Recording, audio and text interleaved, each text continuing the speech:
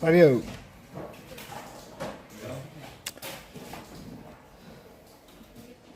All right, grade 12s, good morning. It's actually afternoon, right?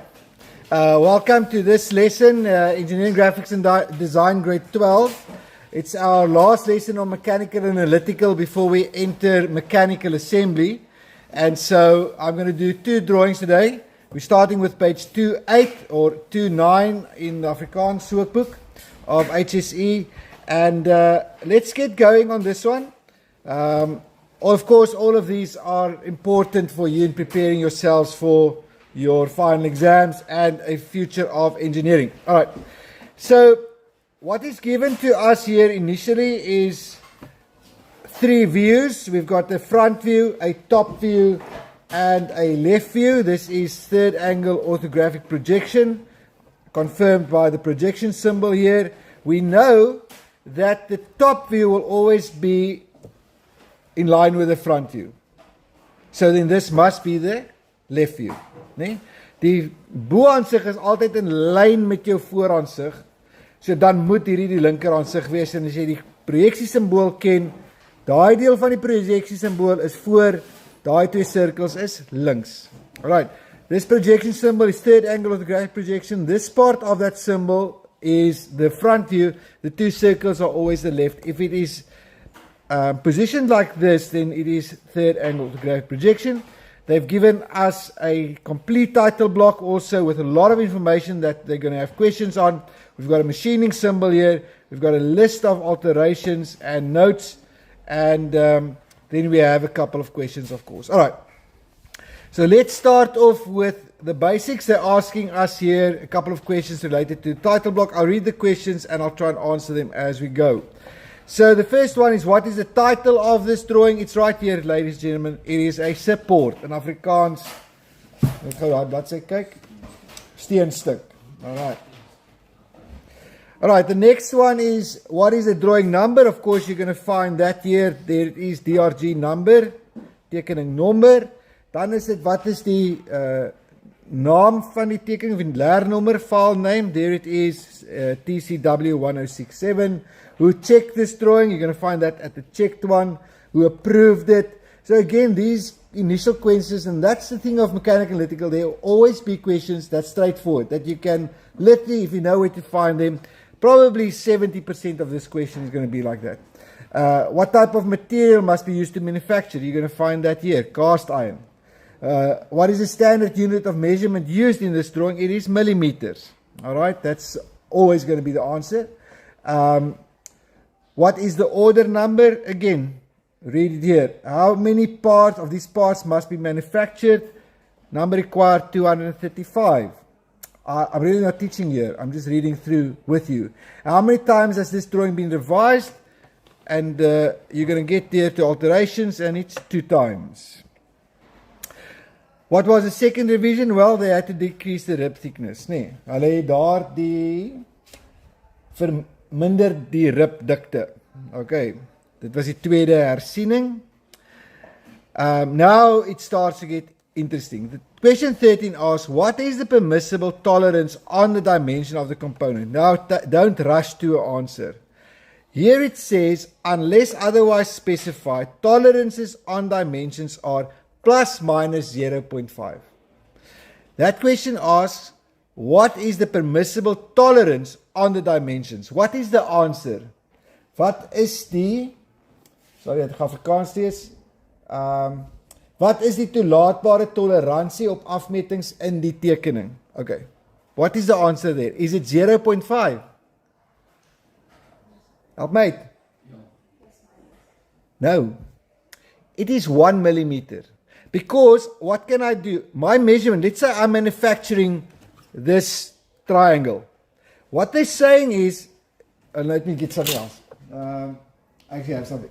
All right, here we go. Camshaft. Let's say this shaft here, the permissible tolerance is plus and minus 0.5. What does that mean? It means I can be 0.5 millimeters bigger than the correct measurement, or I can be 0.5 millimeters smaller. So there's potentially a 1 millimeter difference that will still be acceptable. Is julle by my? Okay? So die toleransie hier is 0.5 in die positief of 0.5 in die negatief. So in totaal is daar 'n hele millimeter wat ek kan verkeerd wees, either kant, wel, half, maar 'n millimeter in totaal wat my produk kan verkeerd vervaardig wees en nog steeds aanvaarbaar wees. Why do we have tolerances on components? Yeah, do you agree that when we are in manufacturing, there's room for things not being 100% accurate? If I am designing a Rolls Royce, I'm sure that tolerance maybe is 0.1 millimeter or even less. Sometimes it's micromillimeters. But if I'm designing a massive tractor that doesn't really matter that much, you know, it's big, it will still work. That tolerance can be 1 millimeter or more. It depends whether it's still going to operate. And so tolerances will differ with regard to what the use is. If it's going to be accurate machine, well tuned, it's probably going to be very less that tolerance than usual. Okay, then they ask us, okay, well, we've got the main tolerance, but okay, it's actually one on how many surfaces of this component requires machining. So you have to find the machining symbols, and if you look at the top view, the front view, and the left view, there's only ones here, and each one of them indicates a surface that must be machined. So we've got 1 here, 2, 3, 4, 5. Now what you always have to check is sometimes there's a hidden side. So let's say it was a hectagon or an octagon or so, and they've indicated one surface, then it's actually technically 8, 6, 7 more surfaces. Nee. But in this case, if you look at the drawing, it's really they want us to do this surface here. We've got 2 surfaces here, 3, 4. So 1, 2, 3, 4, 5. Okay. All right. Which process must be applied to achieve the required finish? It's specified there on the machining symbol as grinding. En Afrikaans is dit slyp, nee? Slyp. Next one, what must the surface roughness be for the finished? There's that 0.4, 0.4 is die oppervlaks grofheid, 0.4. So dit is sê nou maar die as in 'n skuurpapier was dit nou die grit van die papier, nee? The finer the grit, the finer the grinding disc. The smaller that is, the finer that grinding disc will be, and the smoother the surface. For instance, the finishing on a cam that's got friction will be much less than maybe on the shaft that's going to have a bush or whatever. Okay. Then they ask us, what is the upper limit of dimensions? So the upper limit will be it's actually referring to a specific dimension at 4. Let's see that specific dimension. There it is. So it says radius 10. So the upper dimension would be this 10, radius 10, plus the 5. Do you agree with me? The lower dimension I have to subtract. So that's going to be radius 9.5. Are you with me? Almal by and almal by? Alright, then they ask us what is number 1. Number 1 hier is 'n gleuf of 'n slot. Okay. Number 2, that is a round of 'n ronding. Dit het ons nou al gedoen in ander lesse. Nummer 3 hier is 'n web of 'n rib, en daar kan jy sien dis die syaansig, daar is die vooraansig. So that's a rib, and that's why we don't section it. A web is the other word for that, rib of a web. Alright, then what is the radius of feature at 2? So there's back to this feature. What is this radius? Nowhere on this drawing can we find that radius. So what radius? Do I do a thumb suck? If there's a radius that I can't find a specific measurement for, thank you. Most likely it's going to be written in one of the notes, and there it says all unspecified radius are radius 4. So don't give up yet. What type of section is used in view C? It's part of those first drawings we did this term. View C here, well, 2 things. There's a multi-plane section. Do you see that? But the view that I'm drawing in the end is called then a line section.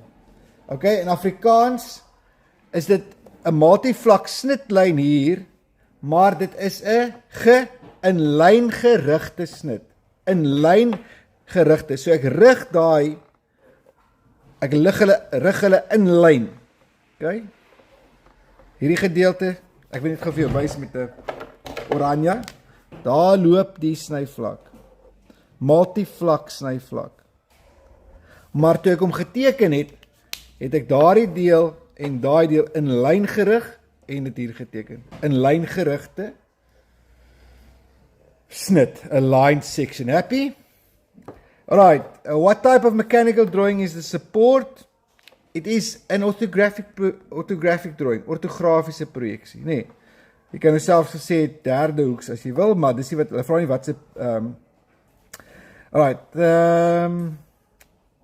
where are we at now?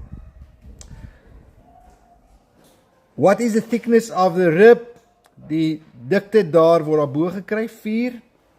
Daar's hy. Then what determine the following dimensions at A? Let me quickly find A. There it is here. Alright. That's going to be this 38. Remember, it is aligned there and back. So that is 38. Then B. Waar's B? Help my gou uit, daar's hy. Alright. That's the entire, I'm going to have to add those up to get B, which is going to be 30. Alright, what does the abbreviation PCD stand for? And this comes from this part here, PCD, PCD, in Afrikaans staan daar 'n SSD. Kan julle onthou wat is PCD? Help me out, come people. Maar nou, help my, PCD, what is it? SSD. Steek circle diameter, in English, pitch circle diameter. Look at me, everybody look at me. PCD is pitch circle diameter. Afrikaans SSD, steek circle diameter. Ek gee vir jou nou 'n brief. Hulle gaan dit vir jou vra. Of in jou Junie eksamen, of September, of eindeksamen. Jy moet dit onthou. As jy ver af kyk nou, dan het ek 'n bekommernis. Okay, provide an appropriate label of each of the given views of the support. View A here, let's quickly do that. What would you call view A? Front view, mooi so, vooraansig. View B is the top view, boaansig. And view C. Okay, luister mooi.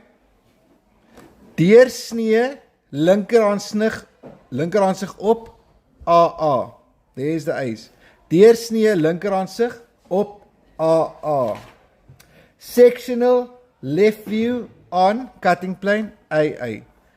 That's if I would cut through here, look from the left hand side. What do I see? A sectional left view on this cutting plane AA. Alright, if scale 1 to 5 were used, what would dimension 4 read? Okay, think carefully. This is drawn to scale 1 to 1. Let's say they use now scale 1 to 10. What would this measurement read, people?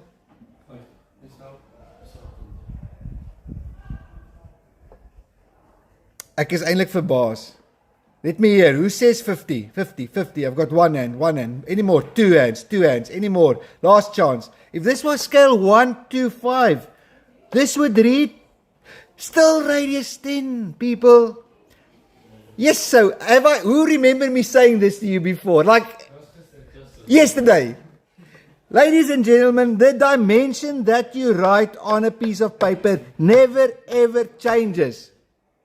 The dimension never changes. The scale changes the size of the drawing that I draw, but the dimension never changes. They're going to ask it, and I will, when I mark you in the exam and you tell me 50, what can I do? Yeah, ek gaan vir jou bel en vir jou lag oor die foon. Okay? Alright, then they ask here at the end, draw the conventional representations of the following components. Use only freehand methods, and I've done that quickly just to save time. So they've given you the detailed one. you need to draw the conventional one. Let's quickly look at them. There's one or two things I'd like to show you here. So, okay, when you draw this freehand, please also include the S-brake with its hatching. And then your bearing part is just a square with a cross through it. Remember your center lines. I actually probably could add that here. Still. Alright, then we have a cylindrical spring. Next one. Cylindrical spring, center line, and they've got a straight start and a straight end, so keep yours as well. And doesn't matter how many of these you put in, but that's a cylindrical. What about this one now? Now it's a square spring. Do you see that? I draw it exactly the same, but I have an indicator. It's just an arrow with a square to show me that this spring is now a square. So vir 'n silindriese veer het ek nie nodig om dit te wys nie. As jy dit natuurlik wil wys, niemand gaan vir jou kwaad wees nie. Nobody will think you're making a problem there. Okay, maar dit is by die vierkant wat jy dit moet wys, want dit is nie die default nie. Okay? And then the last one is straight knurling that you have to be able to draw. Rightio, so that is it. It is page 2.8. We've done the talk through. Thank you for watching. Now it's your turn.